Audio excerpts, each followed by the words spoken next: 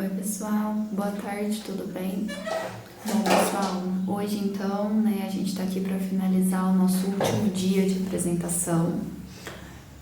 Eu vou estar fazendo uma revisão com vocês, sobre os temas que abordamos durante todos esses vídeos, durante esses 5 vídeos que a gente passou aqui no canal. Para quem ainda não me conhece, meu nome é Jaqueline Passarelli, sou estudante do curso de licenciatura em Artes Visuais, lá do Centro Universitário Internacional Uninter, E eu estou apresentando esses vídeos como forma de apresentação do meu estágio de ensino fundamental. Eu espero que vocês gostem do conteúdo. Se vocês estão me vendo pela primeira vez, quiserem aprender um pouquinho mais, sobre as 5 linguagens da arte, se vocês puderem dar uma olhadinha nos outros vídeos aqui do canal, tá muito legal, Eu fiz com muito carinho para vocês. Eu espero que vocês tenham gostado, aproveitado bastante esse tempo aí que a gente passou juntos, Então, vamos dar início, Bom, pessoal, o tema, desse estágio, no caso, foi a questão das 5 linguagens da arte, Então, a gente falou um dia de cada linguagem, basicamente. Então, foi um dia falando sobre as artes visuais, um dia falando sobre as artes integradas, outro sobre a música, outro sobre a dança, outro sobre o teatro. E hoje eu vou estar fazendo uma revisão, só para relembrar aqueles conteúdos que a gente passou durante todos esses dias. Então, como eu havia falado e venho falando durante os vídeos, a arte, ela tem essas 5 linguagens pré-estabelecidas que vai fazer com que ela se torne muito abrangente, muito grande, muito ampla, um assunto muito vasto para a gente estar trabalhando, Poderia fazer aqui mais uns 6 vídeos falando sobre essas linguagens bem aprofundadas, Porém, nosso tempo é meio curto, mas eu trouxe uma breve explicação, Mas se vocês quiserem também estar sabendo mais, tudo mais, pode deixar aí nos comentários, a gente pode estar conversando melhor também. Durante os 5 dias, então, cada dia eu abordei sobre uma questão. Eu vou estar começando aí a relembrar um pouquinho das artes visuais, Então, sobre o que são as artes visuais, A história do ensino da arte. Falei para vocês lá que ela passou de muitas nomenclaturas, Então, ela passou de educação artística para arte, ela passou de uma mera atividade, muitas vezes de lazer, para um objeto de conhecimento, para parte de linguagens e suas tecnologias. Ela foi se ampliando, muito mediante as leis. As suas formas de expressão também mudaram muito, com o passar dos anos, Então, são temas relevantes, que vale a gente estar relembrando um pouquinho, A história da arte, a linha do tempo, vamos lá, de novo, para a linha do tempo da arte. Então, gente, a arte, ela começou a ser obrigatória, que eu falei para vocês lá no nosso primeiro vídeo, mediante a Lei 5.692 de 1971. Como a gente conversou um pouquinho, essa lei, ela foi meio que mediada durante a ditadura militar. Então, olha bem que dificuldade, gente? Muita censura, muita coisa acontecendo, E a arte aí entrando nas escolas.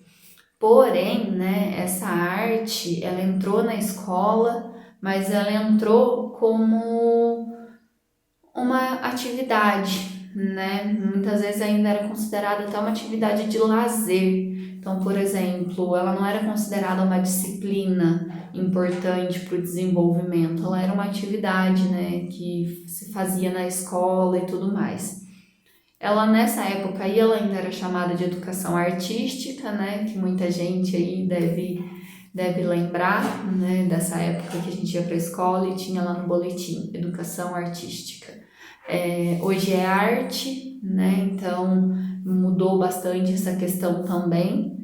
Foi mediante outro projeto de lei, né? Outra lei, no caso, que foi a Lei das Diretrizes e Bases da Educação, 9.394 de 96, que a arte ela passa a ser obrigatória. Daí, nesse caso, ela tinha que estar presente mesmo na escola e visando a mesma como uma área do conhecimento. Nossa, Jaque, mas como assim a área do conhecimento, né? Sim, gente, a arte, ela entra como uma área do conhecimento tão importante quanto as outras disciplinas, né? Então agora ela também é vista como uma matéria, como uma disciplina mesmo, que tem que ter uma aula específica para ela e tem que ser mostrado nessa aula temas relevantes a essa disciplina, né?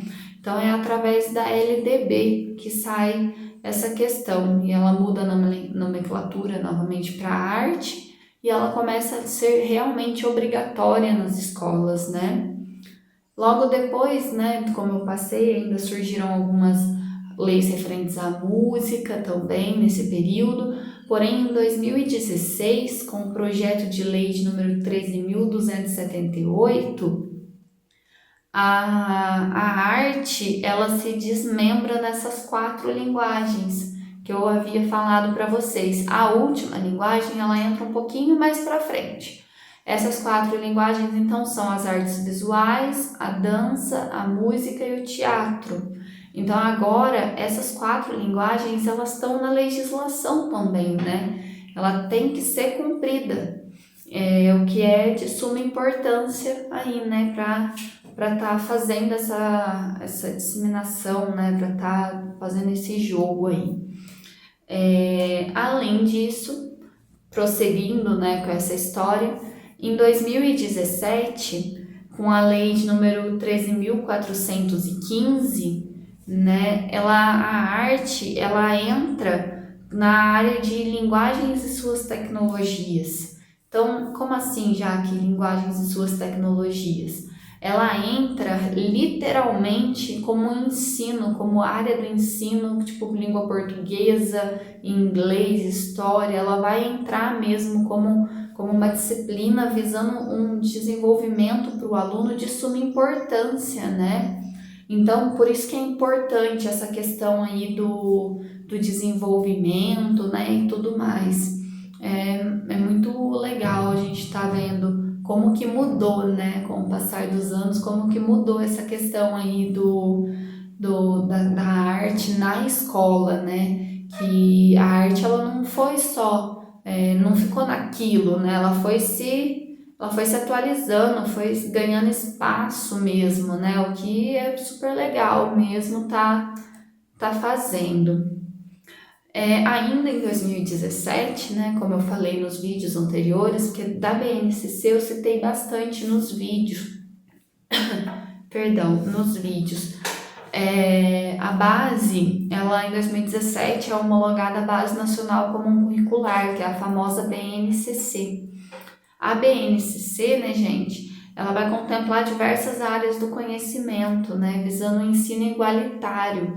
Então, ela é obrigatória na escola pública e na escola particular, para que todos os alunos eles tenham um aprendizado igualitário, não tem essa diferença, né? E ela é dividida em competências e habilidades. O que são essas competências e habilidades, né, gente? Essas competências e habilidades elas são uma ferramenta que vai fazer com que o professor planeje as suas aulas visando essas competências para desenvolver habilidades com os alunos, né? O que é muito legal, que vai fazer com que o aluno ele se prepare, né, para o mercado de trabalho, que ele se prepare para viver em sociedade, que ele para conviver com outras pessoas, né, também. É uma área muito bacana também da BNCC essa.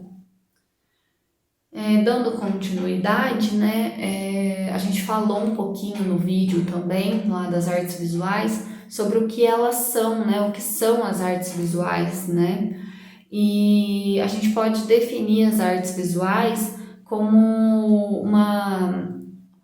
uma área que contempla o desenvolvimento do raciocínio visual e perceptivo, tá? Então a arte comunica, ela expressa visões e se constitui numa área de conhecimento mesmo.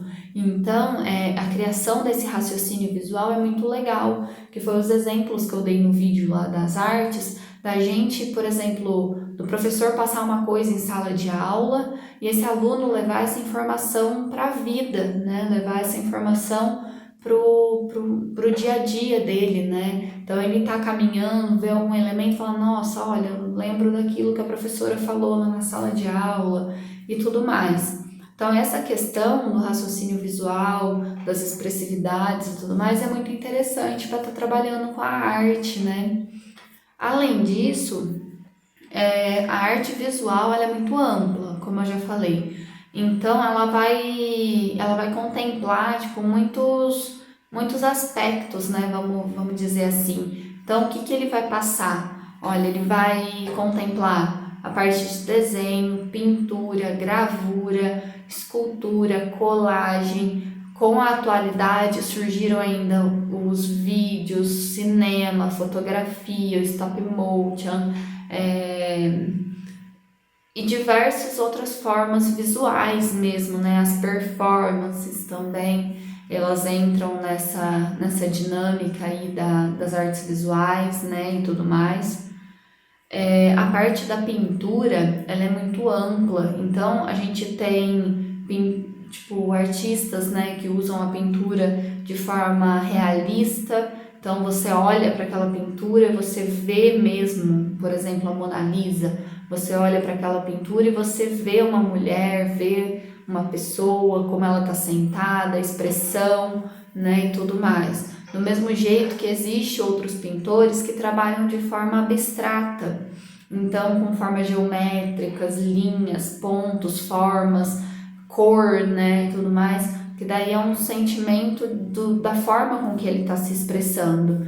E tem artistas que trabalham de forma realista, um pouco mais abstratas, que quando você olha para a obra, você vê, né, o que ele quer demonstrar, você sente o que ele quer demonstrar, porém é um pouco mais abstrato, um pouco mais desconstruído, né, é uma obra mais desconstruída.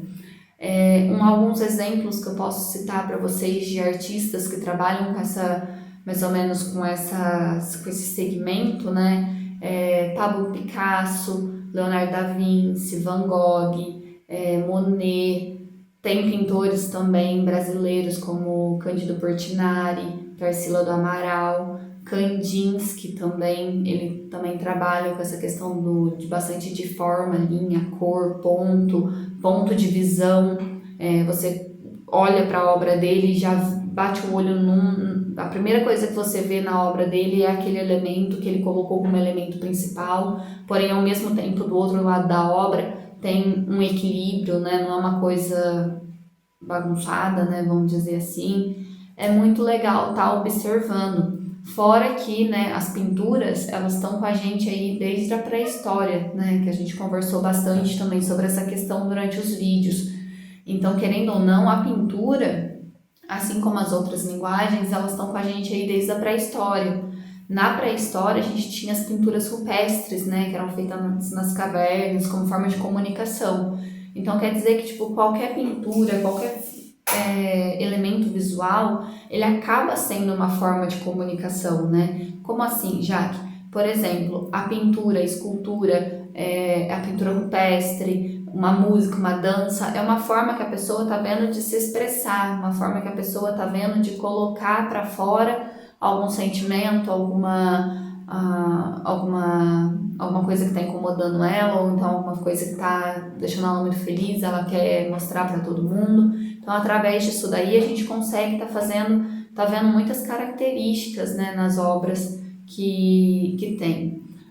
Outro elemento visual que eu trouxe aqui também para deixar como exemplo, né, que a gente viu também na parte das artes visuais, foi a questão das esculturas, né, que a escultura ela também está presente aí com a gente desde a pré-história, né, desde a pedra lascada e tudo mais, onde se encontraram realmente vestígios de escultura esculpida em pedra mesmo, né, logo em seguida. E com o tempo, né, essa escultura também foi tomando forma, foi sendo desenvolvida, como eu passei lá no vídeo anterior, na Grécia, né, a cultura grega, ela tinha uma percepção muito forte com o belo, então a pintura tinha que ser bonita, a escultura tinha que ser bonita, todos os detalhes, né, e tudo mais. A questão de estar colocando movimento na escultura também, a gente falou bastante da questão de tecido, né, quando o tecido é envolto, né, que a gente vê o movimento que o tecido faz. Obras também a gente pode encontrar por aí, como o Aleijadinho, a gente pode ver Michelangelo, vários outros artistas aí também que trabalham com essa temática da escultura, né? E o na prática dessa aula foi uma releitura, né? Vendo uma obra de um artista e fazendo essa obra de uma forma diferenciada, né? De um contexto diferente, usando uma linguagem um pouco diferente da que foi abordada nessa obra que a gente pegou como escolha, né? No nosso segundo vídeo, né, pessoal, desse período aí, né, a gente falou um pouquinho da música, que ela tá presente aí na vida de todo mundo, né, de várias formas, de vários jeitos, visando a culturalidade também, que a música expressa muito essa questão da cultura, visando a parte do fazer musical, né, os elementos constitutivos da música. Então, vamos dar uma relembrada aí nesses elementos, nessa questão da música, né? Então, a música, assim como a arte que a gente estava falando, ela também está presente na nossa vida desde a pré-história. Nessa época, os instrumentos, os utilitários, né, para estar fazendo os instrumentos utilizados, as coisas eram feitas com materiais que eles tinham em mãos. Então, por exemplo, ossos, couro, né, e tudo mais.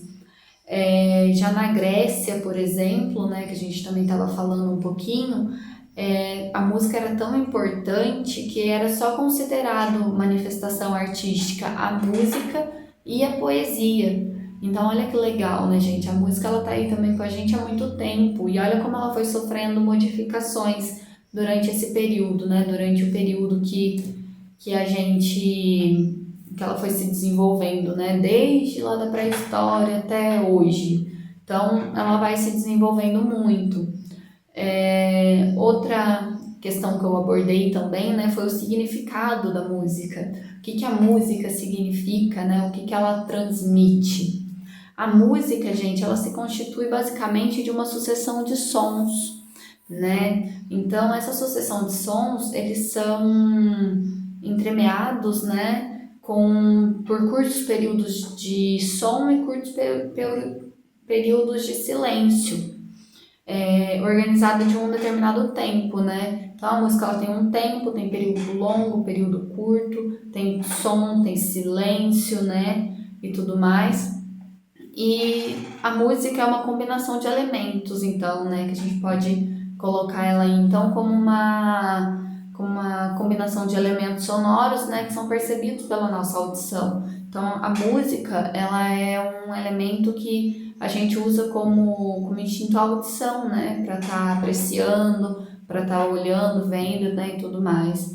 Ela é vamos dizer assim, uma mistura, né, de elementos. Ela tem elementos de instrumentos musicais, ela vai ter elementos de voz, ela vai ter elemento de silêncio, né, que você vai ficar em silêncio por um curto período.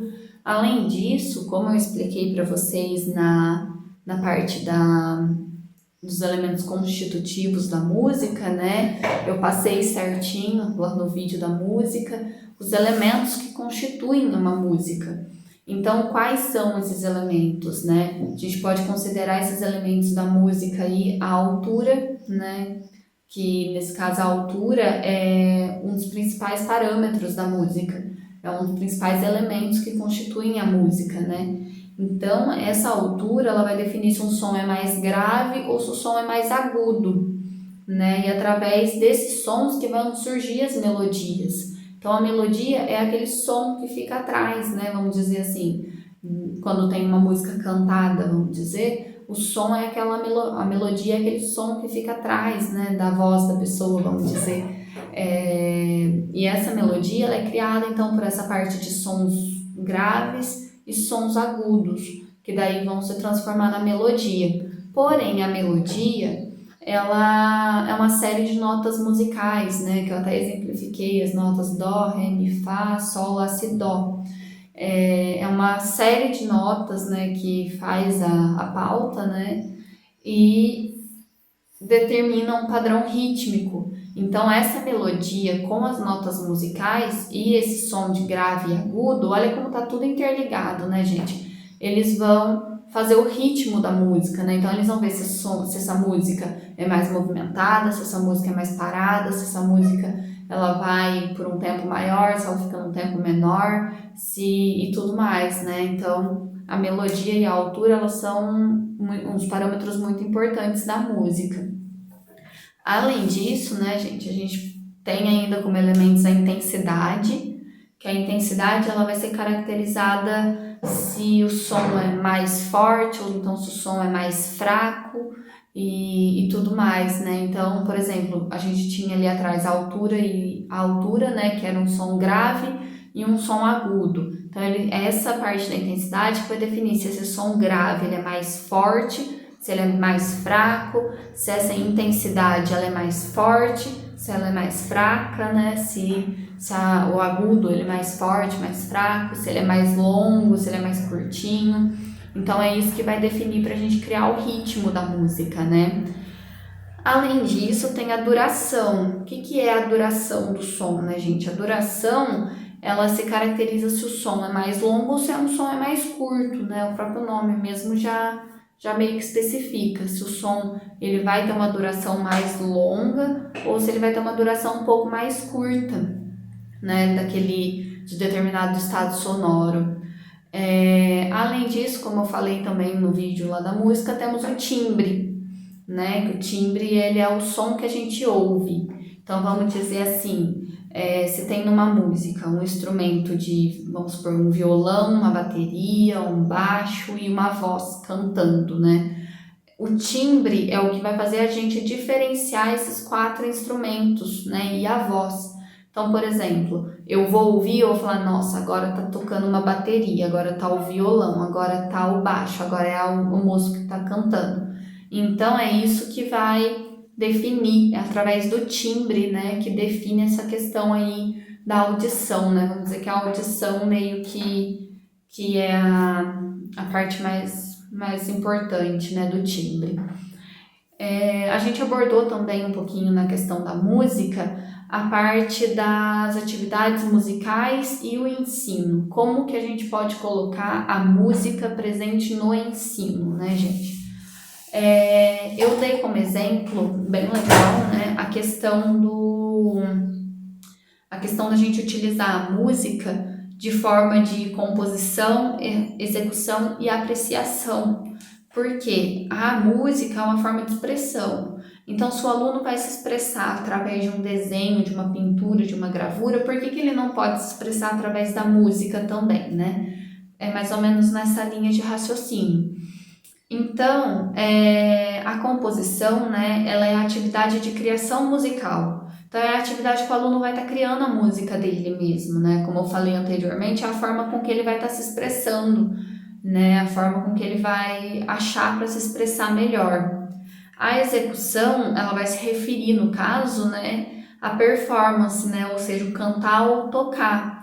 Então, o aluno vai planejar essa música, vai ver se ele vai preferir cantar, se ele vai preferir pegar uma música pronta, né, com direitos autorais e transformar essa música numa paródia, alguma coisa assim. E a apreciação ela vai se referir ao ato de se ouvir a música, né? Então, ele vai produzir, ele vai compor, né? Vai produzir e depois a gente vai ouvir, a gente vai apreciar essa música que ele está desenvolvendo, né? Que ele desenvolveu. Então, é a forma de expressão que ele vai estar utilizando para determinado período.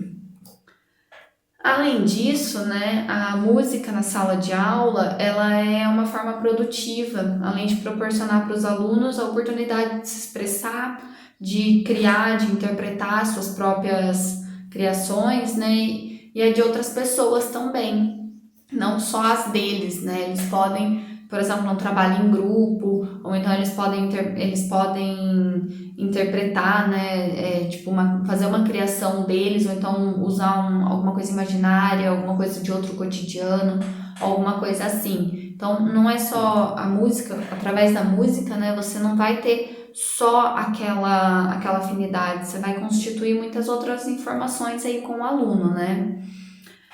Além disso, né, gente, a gente pode ver que tem muitos estilos de músicas diferentes e esses estilos musicais, eles estão intimamente ligados à cultura, né? Então, por exemplo, a gente pode citar aí como estilo musical forró, sertanejo, samba, rock, a música clássica, como eu trouxe exemplinhos no nosso vídeo que fala da música, né? Então, se você não chegou a ver, dá um pulinho lá para dar uma olhadinha nos exemplos que eu trouxe e dá uma olhadinha na explicação também, que daí eu expliquei tudo certinho, né? A questão do som, da duração, o ritmo, né? Como é diferente em cada uma delas. A culturalidade, então, por exemplo, o samba, uma vestimenta mais colorida, no forró, no sertanejo, um caráter mais sertanejo mesmo, né? Chapéu, fivela, bota e tudo mais. No rock, uma vestimenta um pouco mais preta, mais escura, com metal, né? E tudo mais. Então, essa questão da culturalidade, ela vem muito presente na música, tá? Então, acho que é bem legal a gente tá levando essa questão em consideração, né? Além disso, né, então a gente também trouxe exemplos lá no vídeo da música, da arte, né, integrada com as artes visuais, né, a música integrada com as artes visuais, sendo que ela é considerada, né, uma linguagem da arte, que ela foi considerada lá na lei que eu falei anteriormente para vocês, né, em 2017. Então em 2016, perdão. Então tem essa questão. Através da música a gente pode ter acesso a diferentes culturas, que foi o que eu acabei de falar também, e falei lá no vídeo de música, que ela é um elemento bem mais forte, bem mais presente. A cultura ela se encontra muito presente aí no âmbito, né, da escola, no âmbito do cotidiano, já que cada aluno ele também tem sua cultura, né? Cada aluno vai ter sua preferência musical, cada aluno vai ter sua preferência auditiva, então vai ter aluno que vai preferir ouvir um rock, outros vão ouvir sertanejo, outros vão ouvir um funk, outros vão ouvir... Cada um vai ouvir um estilo musical, né, diferente. E é bem legal também essa mistura da culturalidade, né, porque pra gente tá juntando, né, fazendo um trâmite de tipo o aluno ele conhecer outras oportunidades, né? Então acho que essa questão é muito legal também de estar sendo abordada, né? Na escola durante as aulas, né? A gente falou bastante disso lá no vídeo da música. A música ela também então pode ser considerada um objeto de criação para o aluno se expor, para o aluno colocar suas emoções, colocar suas dificuldades, suas facilidades, seus medos, né, suas alegrias também. Então o aluno ele pode se expressar muito através da música, né? Ele é uma temática muito ampla para ele estar vendo também. Além disso, né, gente, eu trouxe aquela questão do repertório visual relacionado à música. Por quê? Tem artistas que trabalham com elementos que nos remetem a determinados contextos, culturas, determinados estilos, né, vamos dizer assim.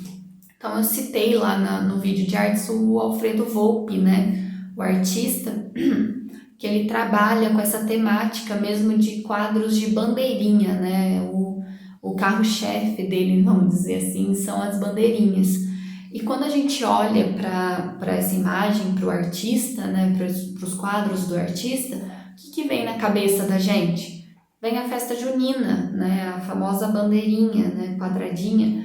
Então, eu acho que é muito legal essa questão, né? Que daí tem toda essa nostalgia de você olhar, você vai olhar aquela obra, você vai falar, nossa, festa junina. Já vai te vir na cabeça a vestimenta, tipo de comida, a dança, vai vir um monte de coisa na sua memória, né?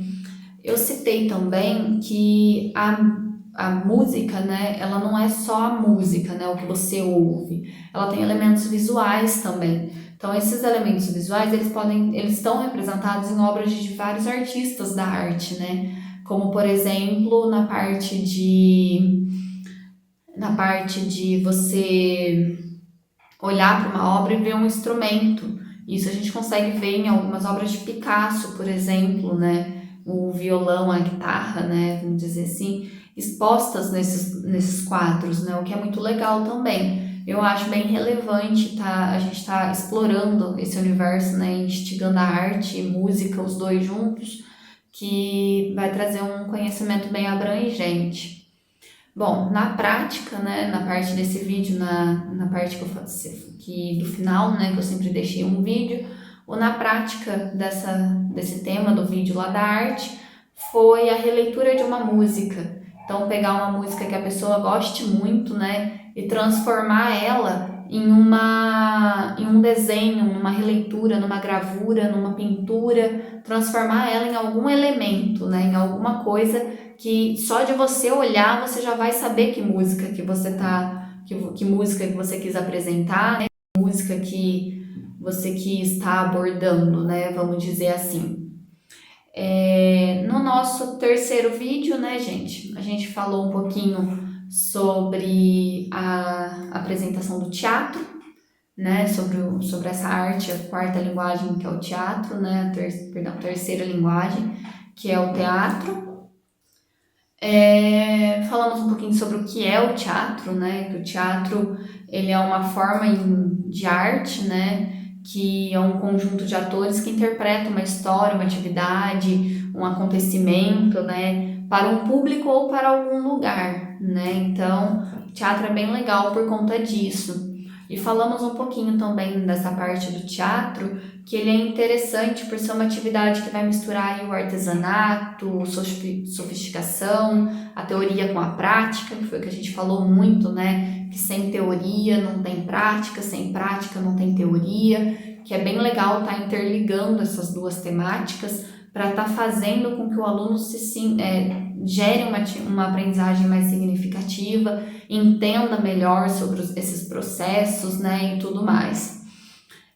Além disso, né, a gente falou um pouquinho também da espontaneidade, da construção estética, da questão da improvisação, de muitos grupos que fazem esse jogo de improvisação, né, não tem um roteiro próprio, eles improvisam mesmo, eles entram em cena improvisando, né, vamos dizer assim, entram dois, começam a fazer um espetáculo, depois começa a entrar mais gente improvisando, tudo mais. Fica muito legal e é uma forma para estar se trabalhando essa forma do teatro na escola também, né?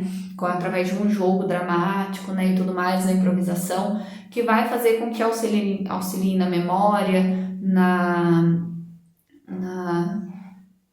guarda de informações, né? Além disso, o teatro ele também se caracteriza pela racionalidade e irracionalidade, pela criatividade e pela técnica. Então, a pessoa pode ter técnica, mas tem que ter a criatividade também, né? O aluno ele tem que trabalhar essa criatividade dentro da sala de aula. O legal do teatro, até isso é exposto na BNCC, né? Que o teatro, o fazer teatral, né? Ele vai possibilitar uma intensa troca de experiência entre os outros. Então é entre aluno e professor, entre professor e aluno, entre aluno e aluno e tudo mais. Ele vai ter uma experiência, uma troca de experiência muito bacana, né? Que vai fazer com que, vamos dizer assim, com que se desenvolva mesmo, né? Que realmente vale a pena todo esse jogo dramático, essa improvisação, né? Além disso, ele vai aprimorar, né? A percepção estética, a imaginação, a consistência corporal, a intuição, a memória, a reflexão e a emoção. Então, com a ajuda do teatro, com a prática do teatro, você vai ter várias formas, né, de se expressar, várias formas de se, vamos vamos dizer assim, de se colocar mesmo, né, dentro dessa temática, o que eu acho muito legal, porque o aluno ele pode se expressar, às vezes ele não tem tanta facilidade na música e nas artes visuais, como a gente citou anteriormente, mas ele tem no teatro. Então é uma forma com que ele pode estar se expressando, né, uma forma com que ele pode tá vendo essa construção, né, e tudo mais. Então a gente pode concluir, né, que o teatro ela é uma arte que mescla palavra, mescla som, imagem, ação, luz, dramaticidade. Ele vai ter muitos elementos aí que estão presentes também na arte, nas artes visuais, na música, na dança. Ele vai trazer esses elementos aí para essa questão aí do teatro, né? Então, é muito amplo, expliquei bastante sobre essa questão também no vídeo do teatro, qualquer coisa que você quiser dar uma olhadinha lá, tá bem legal também.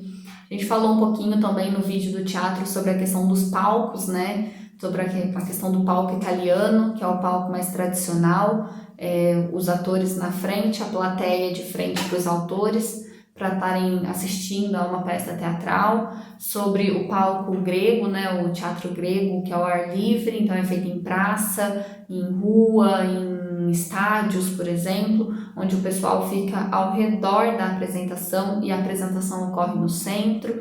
Porém, tem muitos outros também, né, várias outras formas de apresentação, bem como, por exemplo, a apresentação no meio e a plateia nas laterais, tem essa forma também. Então é uma forma bem bacana para a gente estar vendo essa questão, para estar trazendo esses elementos para a sala de aula, né? Além disso, né, a linguagem do teatro, ela vai tratar de uma arte que engloba atividade de expressão, reflexão e de comunicação. Então olha que legal, o aluno ele vai se expor e vai se expressar, né, através dessa linguagem. E olha quanta coisa que ele vai estar botando em prática, né? Ele vai estar refletindo sobre aquilo que ele está fazendo, ele vai estar se comunicando, ele vai estar se expressando. Ele pode ser trabalhado tanto por profissional quanto por amador. Então, um grupo profissional pode fazer o teatro, como uma pessoa que nunca atuou também pode fazer o teatro. Ela não tem muita regra, né? Vamos dizer assim. E com essa expressividade, né, se ocorre o desenvolvimento da expressividade, a emoção do pensamento, das fantasias. Então isso também é muito legal para a gente tá levando em consideração, né, tá percebendo, tá vendo certinho tudo que tá acontecendo, tudo que tá em constante movimento aí. A gente falou bastante também sobre a questão do teatro ser uma arte coletiva. O teatro é muito difícil acontecer sozinho, né? Então, ele sempre tem uma arte coletiva. Então, quem que participa dessa questão dessa equipe, né, desse teatro? Sempre tem o autor, que ele vai ser responsável pelo texto, né, pela criação, o diretor ou encenador, que vai ser responsável pela direção do espetáculo, vai ter o cenógrafo, que é pelo cenário, o figurinista pelo figurino, o aderecista pelos adereços, o iluminador pela iluminação, o maquiador responsável pela maquiagem, né, dos personagens, o sonoplasta vai ser responsável pela parte dos sons, que é muito importante no teatro, é um dos elementos primordiais, né, para ficar uma peça, um espetáculo legal.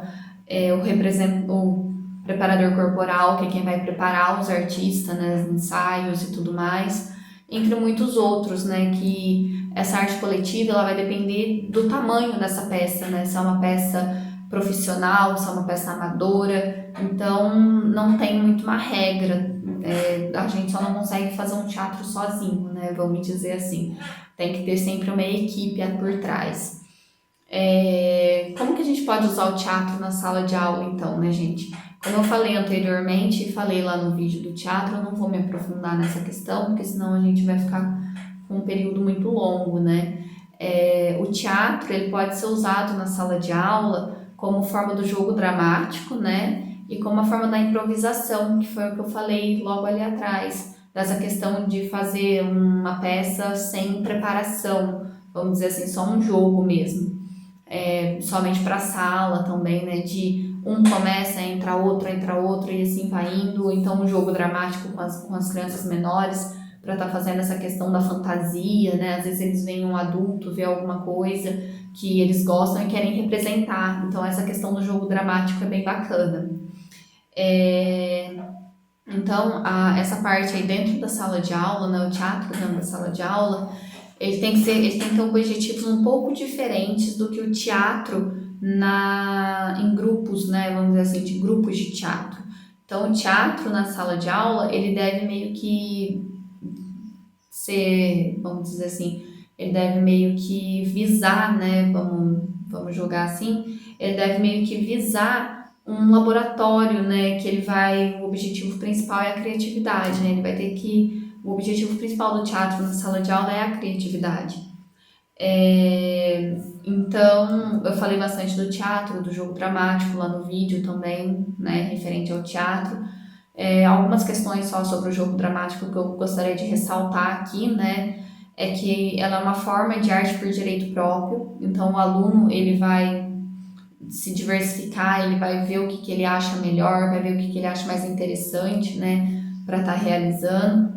Ela não é inventada por alguém, então o teatro ele não é inventado, né, o jogo dramático, no caso, ele não tem essa invenção. O jogo dramático ele vai ser, vamos dizer assim, dinamizado, né?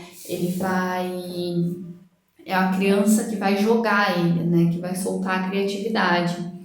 E o professor, né? Ele não deve conduzir, né, o trabalho de criação, experimentação. Ele não vai ser exposto para um público, né? Na questão do jogo dramático. Então, o professor, o orientador, ele tem que, vamos dizer assim, como é que eu posso explicar? Ele tem que conduzir, né, essa atividade, mas através de perguntas, através de histórias, de brincadeiras, né? Então ele tem que, vamos dizer, estimular a criatividade, né? Não meio que querer barrar essa criatividade do aluno, né? Vamos dizer assim. E não tem um espaço, né? Então a criança ela tem que estar fazendo no espaço dela, no tempo dela também, tudo dessa forma. Então a gente pode concluir também, né, que o teatro, nessa parte do teatro, do jogo dramático, da improvisação, o importante é o prazer de jogar, o aspecto lúdico, né? O estímulo à criatividade, o desenvolvimento da imaginação, da fantasia e tudo mais. Dessa forma, então, né, gente, para concluir a parte do teatro na prática, a gente fez uma gravura com com materiais reciclados, né, uma gravura remetendo bastante ao Alto da Compadecida, né, que eu usei como forma de inspiração nesse caso. Então, o Alto da Compadecida ele é uma peça teatral, né, tem um livro também, e tem muitas imagens, né, meio remetendo ao Nordeste, cacto e tudo mais, a seca, né, e tudo mais. Então eu fiz uma releitura através de uma bandejinha de isopor, né, e tinta, palito, pincel, que daí eu deixei um videozinho lá, se vocês não viram, corre lá para ver, sobre essa questão aí da gravura, né, de como a gravura, ela entra nesse espaço, né? Nesse espaço bacana aí em relação ao teatro integrado com as artes visuais. Bom, gente, o próximo tema que a gente trabalhou no nosso quarto dia de apresentação foi referente à dança, né? Que eu até brinquei, quem que não gosta da dança, né? Bom, a dança, eu coloquei uma breve história, né, da dança. Coloquei vamos dizer assim, alguns períodos da dança, né, algumas características que passaram essa dança e dei alguns exemplos também. Então, só retomando um pouquinho para refrescar a memória, né, a dança ela é uma das expressões artísticas mais antigas, né, ela também está presente com a gente desde lá da pré-história. Porém, na pré-história, né, se dançava pela sobrevivência, pela vida, em busca de comida, né, de água, né, vamos dizer assim. Então a dança ela tinha um caráter um pouco mais, vamos dizer, ritualístico, né? Já daí ela foi passando, né, com os tempos. Na Grécia, ela era usada, né, na ajuda de lutas e na conquista da perfeição do corpo, né, que foi aquela questão que eu falei para vocês e volta a aparecer, né, na parte da dança, da perfeição, né, da Grécia, na parte das esculturas que a gente viu lá nas artes visuais. Eles visavam muita perfeição e aqui volta ela, né, que a dança ajudava na perfeição do corpo. Então olha que legal, né, que bacana. Na Idade Média, ela se tornou profana, né, por conta de ser uma expressão que usa o corpo, né, como forma de expressão. Então, ela acabou sendo profana e meio que foi banida, né, vamos dizer assim. Porém, algumas pessoas ainda continuavam praticando a dança, mas bem poucos, alguns camponeses, alguma coisa assim, mas bem poucos. Porém, a dança eu acho muito legal que ela também acompanha a evolução da música, do teatro e das artes visuais. Então, ela está interligada nessas 4 primeiras linguagens, né, que surgiram juntas e elas vão se evoluindo juntas também, o que é muito legal, né, que acaba sendo bem interessante.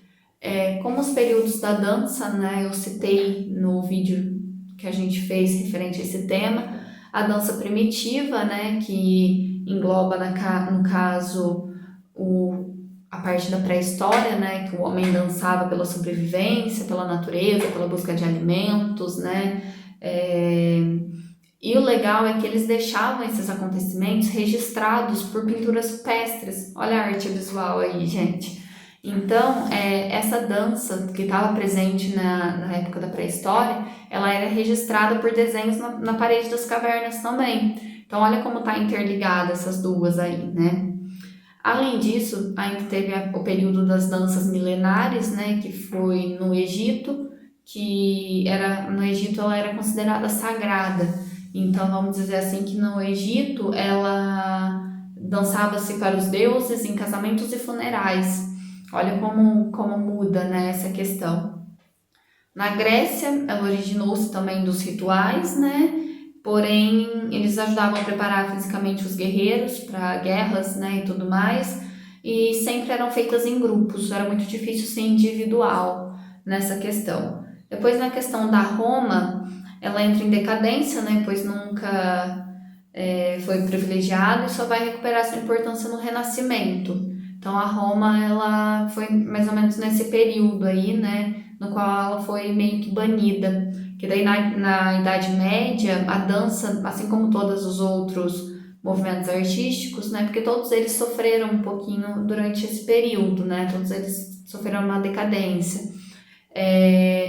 Eles sofreram um retrocesso, na verdade, né, então e a dança, né, como expressão foi considerada profana. Por quê? Porque usa o corpo, né, como forma de expressão. Então, por conta disso, ela foi meio que banida. Porém, ela ressurge logo mais no Renascimento, assim como eu expliquei lá no vídeo anterior. Ela ressurge, mas bem mais complexa, né? Surgindo no Renascimento o balé, que a gente conhece hoje em dia. Só que daí do Renascimento ela passa dessa atividade lúdica de divertimento para uma atividade mais diversificada, né? Mais disciplinada, na verdade. Então ela tinha mais disciplina, mais complexidade, ela era uma dança bem mais complexa, né? Bem mais rígida do que anteriormente. Logo em seguida vem o romantismo, né? Que eu passei para vocês, que ele é absorvido pelo balé. Então, tinha muita história de fada, bruxas e feiticeiras nessa época ainda, e ele recupera a harmonia entre o homem e o mundo. Porém, em seguida desse período vem a dança moderna. A dança moderna, ela é uma negação da formalidade do balé. Então, a dança moderna, ela nega o balé, né, vamos dizer assim. Então, os movimentos corporais vão começar a ser mais explorados, ele baseia-se principalmente nos sentimentos, né? Então qualquer pessoa pode dançar, qualquer movimento, qualquer espaço era meio que visto como dança, né? Começa a dar uma diversificada, começa a voltar esse aspecto, né? De novo da ludicidade, da diversão, né? Ela sai um pouco dessa disciplina, dessa rigidez e começa a ter um pouquinho mais de começa a ter um pouquinho mais de diversidade, diversão, de menos complexidade, né? E até hoje que surge a dança contemporânea, né, gente? A dança contemporânea, ela vai ficar evidente, pois ela deixa de ter uma estrutura clara. Então, ela preocupa-se mais com a transmissão de conceitos, ideias, sentimentos do que com a estética. Ela vai vir meio que para ficar mesmo, né? Ela surge na década de 1960, ó, já faz um tempinho, né? Como forma de protesto, a cultura clássica, né? Então, aquela cultura do balé mais rígida. Nessa época e tem uma explosão de movimentos e criações, né? E a dança contemporânea, ela possui uma técnica única estabelecida, ela não possui nessa técnica. Então, por exemplo, no balé ela tinha uma técnica, já na dança contemporânea não. Então, na dança contemporânea a pessoa é mais livre, né? Mais desinibida para estar soltando, né? Se soltando. No vídeo da dança eu mostrei alguns trechos, alguns sons, né? De danças, né, de estilos dançados, como o balé, o sapateado, o jazz, a dança de rua, a dança de salão, entre outros tipos de dança, né? Dei alguns exemplos. A dança ela tem múltiplos benefícios, como eu falei no vídeo anterior, então ela libera energia, ela é uma forma de se expressar, ela comunica, ela sonha, ela estuda, ela cria, então a dança ela tem muito a contribuir aí, né? Além disso, né, a dança, de acordo com a BNCC, ela visa os movimentos corporais e sua relação com o pensamento. Então, a dança no ensino, ela vai vir meio que para mostrar a questão do aluno conhecer seu corpo, conhecer seus pontos fortes, seus pontos fracos, ver na onde que ele precisa melhorar, ver se ele gosta daquilo, se ele prefere outra forma de expressão, né, e tudo mais. Então, a dança, né, ela foi incluída no ensino em 1998, como eu falei no vídeo da dança também, de acordo com os parâmetros curriculares nacionais. A dança era vista na escola antigamente apenas por festividade, né, e tudo mais, e depois disso dela foi considerada uma área do conhecimento também, então ela também é considerada uma linguagem que faz parte dessa área do conhecimento, né, que ela é importante para o conhecimento. E a dança na escola não vai buscar uma representação técnica, né, como eu falei para você, ela vem para que o aluno busque e descubra suas próprias possibilidades de movimentação. Né? Citei também na parte do vídeo da dança a obra de Hélio Oiticica, dos Parangolés, né? Se vocês puderem, quiserem dar uma olhadinha lá no vídeo da dança, se vocês ainda não chegaram a ver, então se vocês quiserem dar uma pesquisadinha referente a essa obra, né, dos Parangolés, é uma obra bem legal, bem bacana, né? Ela mostra bem essa questão do movimento, né, e tudo mais. Referente ao na prática desse tema, eu apresentei para vocês a criação de um mobile, né? O que o mobile tem a ver com a dança, né, gente? O mobile, ele vai vir com a dança para tá trazendo mesmo a questão do movimento. O mobile, ele vai ficar pêndulo, né? Ele vai ficar pendurado, então ele vai ficar suspenso, vamos dizer assim. Então, como ele vai ficar pendurado, os objetos que estão presos nele, eles vão ficar em constante movimento. Se bater um vento, se bater um ar, alguma coisa, eles vão estar se movimentando. Fora que é interessante o mobile que, mesmo ele sendo 360, né, que você consegue dar a volta em torno dele, ou não, né, dependendo de onde ele estiver pendurado, o legal é que você consegue fazer com que ele... Você nunca tenha a mesma visão de uma outra pessoa, né? Então foi esse o na prática, né, desse tema referente ao movimento. E o último tema, né, que a gente abordou, e foi abordado ontem, né, foi o tema das artes integradas, né, que é a questão da tecnologia na sala de aula, os benefícios que essa tecnologia traz, né? Então, que a tecnologia é uma ferramenta eficaz, que pode tornar a educação mais significativa, que pode ajudar professor e aluno a terem uma vivência, né, um pouco mais diversificada do ensino, da comunicação, da expressão, né? As artes integradas, né, de acordo com a BNCC, ela explora as relações e articulações entre as diferentes linguagens e suas práticas, inclusive as possibilidades pelo uso de novas tecnologias de informação e comunicação. Então a BNCC ela vem com essa questão aí da tecnologia, né, para diversificar mesmo o ensino, né, a prática do ensino. Além disso, né, a tecnologia é uma ferramenta poderosa, como todo mundo sabe, como eu falei anteriormente no vídeo também, que ela está em constante crescimento, em constante diversidade, então ela está crescendo cada vez mais, está vindo cada vez mais no nosso cotidiano, né, o que é muito importante. Ela proporciona para as pessoas, tanto fora quanto dentro da escola, o acesso à educação, a diferentes formas de comunicação e ao trabalho em conjunto, né, que é bem legal, é aquilo que eu estava falando, a gente utilizar da tecnologia, né, para estar constituindo novos materiais, novas formas de expressão, novos meios, né, para estar trazendo essa tecnologia para dentro da escola, né, para estar trazendo essa tecnologia pro meio em que a gente vive e tudo mais. A gente falou um pouquinho também, né, do ensino tradicional e do ensino com a tecnologia, né, que mudou bastante.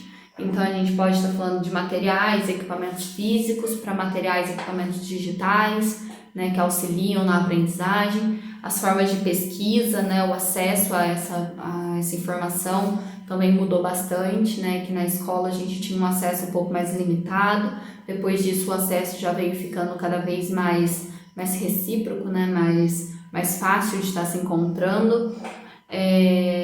A parte da comunicação, que permite uma comunicação entre professor e aluno, tanto dentro da sala quanto fora dela, né, caso haja dúvidas ou algumas coisas dessa forma.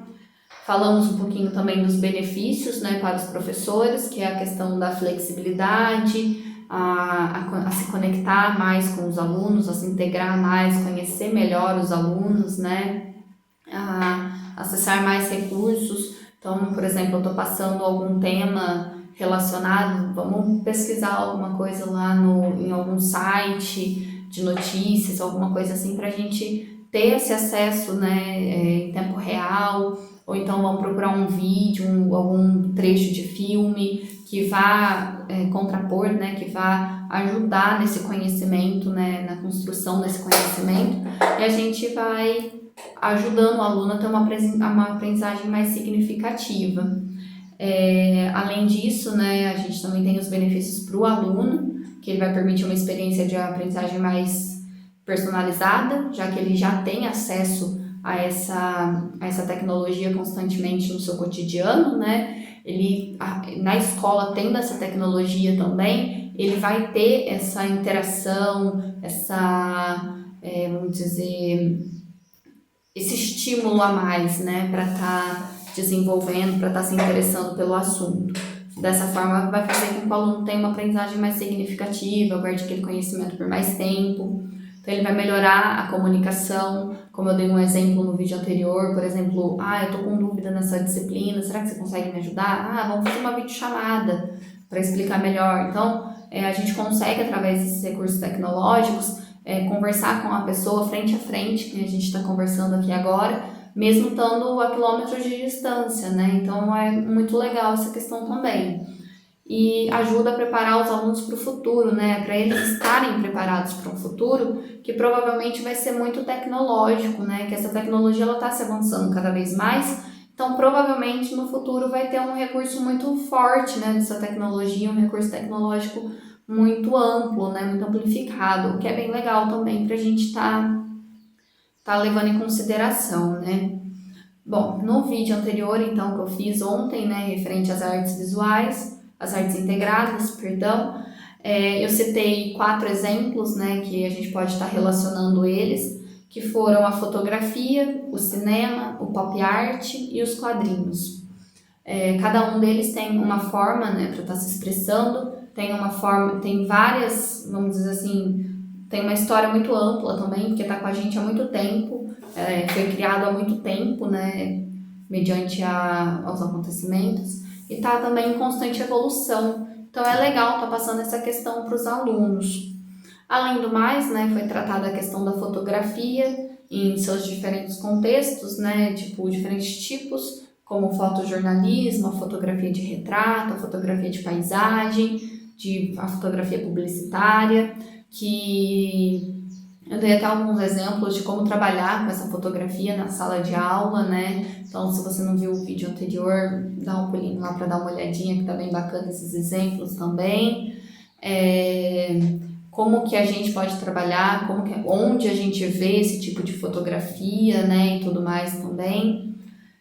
Também foi mostrado aqui a questão do cinema, né?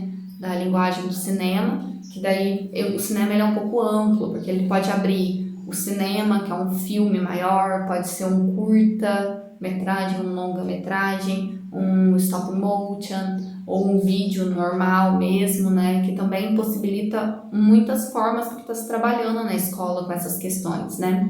Além do mais, né, ele teve início em 1895, então ele está aí com a gente há muito tempo.